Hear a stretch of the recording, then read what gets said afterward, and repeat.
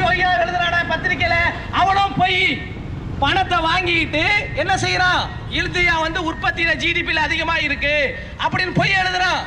ஜிடிபியை எதை வச்சு கணக்கு பண்றாங்கன்னா, இந்த சூதாட்ட ஆடுறான இந்த ஷேர் மார்க்கெட் அயோக்கிய பயலுங்க, இந்த ஷேர் மார்க்கெட்டை கணக்க வச்சுதான் ஜிடிபியை காட்டுவான். ஷேர் மார்க்கெட் என்பது ஒரு சூதாட்டம், அது உண்மையான வியாபார வணிக தளம் கிடையாது.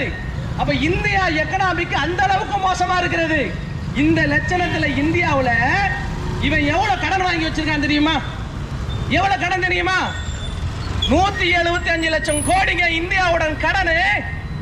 2014க்கு முன்னாடி 55 லட்சம் கடனா இருந்த இந்திய கடன் இன்னைக்கு 175 லட்சம் கோடி இந்தியாவுடைய கடன். சரி, 175 லட்சம் கடன் வாங்கி வச்சிருக்கான உலக வங்கியில இந்த இந்திய அரசாங்கம். இந்த